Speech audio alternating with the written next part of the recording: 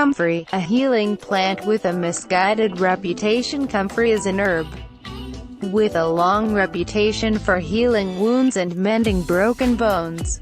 For centuries, comfrey was considered a safe medicine, and in some cases even a food. But today, regulators around the world strongly warn against taking it internally. Comfrey has long, dark green leaves with a rough, stubble-like texture, and hanging clusters of small, bell-shaped flowers. The botanical name for comfrey, symphytum, means to unite or grow together. Since at least 50 AD, doctors who have seen comfrey in action describe what sounds like a wound-healing miracle.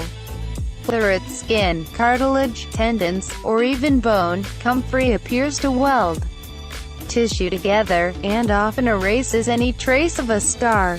Throughout history, comfrey has been used to heal wounds in battle, and was used extensively in World War I to treat maggot-infested wounds. Early American herbalist Samuel Thompson claimed to have used comfrey to heal his foot from a farm equipment accident when he was only 9. Related coverage: osteoporosis is scurvy of the bone, not calcium deficiency. One of comfrey's many folk names, bone knit, says it all, and modern studies have demonstrated that comfrey is a medicine with genuine merit. Randomized controlled trials have shown that topical use is effective at treating injury, arthritis, and inflammation. Researchers have identified a compound called allantoin which explains at least some of how comfrey heals. Allantoin makes cells grow, giving rise to new collagen, connective tissue, and bone. You can see how comfrey makes our cells grow by watching the plant grow. Comfrey is very prolific. You can chop it down to the root and a few weeks later it will completely regenerate. As a result, you can harvest from the same plant several times a year. Comfrey illustration from 1807. Public domain, poisonous paw. In the 1980s, comfrey's benevolent reputation took a drastic turn for the worse when researchers discovered compounds in the plant called pyrrolizidine alkaloids, PAH, which damaged rat livers. Consumers panicked, and supplement makers pulled the herb from their formulas. By the turn of the new millennium, regulators in the United States, Canada, Europe, and elsewhere banned all comfrey products marketed for internal use. However, considering the evidence used to justify the comfrey scare, it seems like an overreaction. While comfrey does contain trace amounts of PAH, studies showing problems did not involve realistic doses of the whole herb. Instead, trials focused on rats injected with isolated alkaloids, or fed enormous amounts of comfrey extract. In one often referenced study, baby rats were given the equivalent of many times their weight of comfrey leaf before they demonstrated liver damage. These studies led to current conventional wisdom, which dictates that comfrey be restricted to external use only. Even external use is suspected in some circles, as PAH can also be absorbed through the skin. Commission E, Germany's FDA for herbal medicine, only endorses topical comfrey for blunt injuries. Use on open wounds is discouraged, but some researchers insist that comfrey only presents a danger with prolonged use at high doses.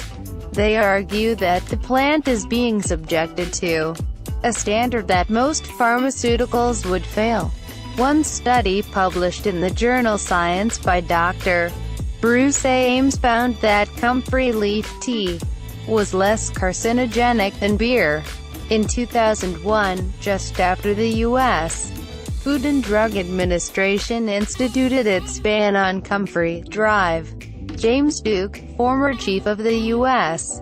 Department of Agriculture's Medicinal Plants Research Laboratory told the Washington Post that the herb was very unlikely to cause internal problems at a realistic dose. It does contain traces of pyrrolizidine alkaloids, and anyone eating it like spinach 3 times a day for 10 years might have a problem, but nobody in their right mind is going to do that, Duke said. Comfrey illustration from Kohler's Medicinal Plants, 1887. Public domain, safe use. While comfrey pills are no longer available, the plant itself is not a controlled substance.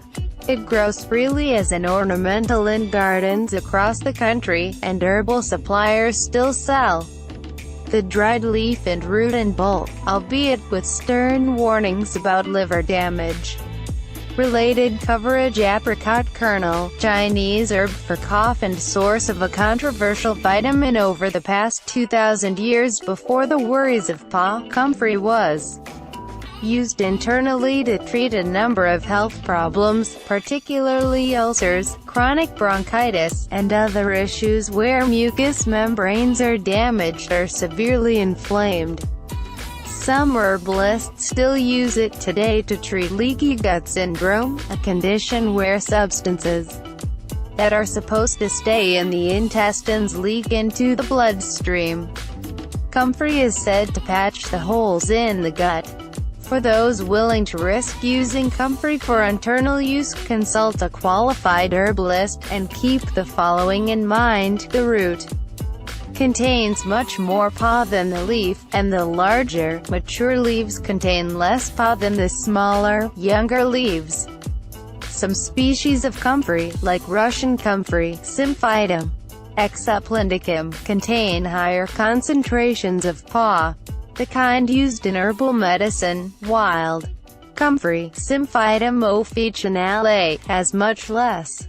Some European companies have recently created topical comfrey products with no PA, but none are marketed for internal use. Related coverage. How diet pills sank a traditional Chinese herb for sinus problems. Many herbalists now combine comfrey with milk thistle, an herb synonymous with protecting the liver from toxins. There are 4 known human cases of liver damage where comfrey is suspected. One involves a woman who developed liver problems after taking very high doses of comfrey every day for 9 years. In the other examples, there are either too few details, or too many other potentially incriminating factors. Pharmaceutical drugs, for example, to make it clear that comfrey was the culprit. The most vulnerable to comfrey's liver-damaging potential are children, women who are pregnant or nursing, and people with pre-existing liver problems. However, in the past, the nutrient-rich comfrey root was often given to children. According to herbalist Peter Holmes, the Swiss used to bake the sweet taproot into cakes, and the Japanese would eat comfrey root tempura. In the Middle Ages, comfrey root was used to flavor beer. Related coverage. Fascinating facts on Chinese herbs. Don't mix comfrey with drugs that are hard on the liver. The potential damage of PA is made worse in the presence of acetaminophen, Tylenol, a drug with an irrefutable reputation for liver damage. Finally, be smart about it.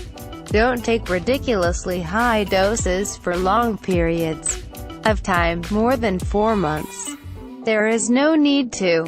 Comfrey works fast, and typically helps speed up recovery.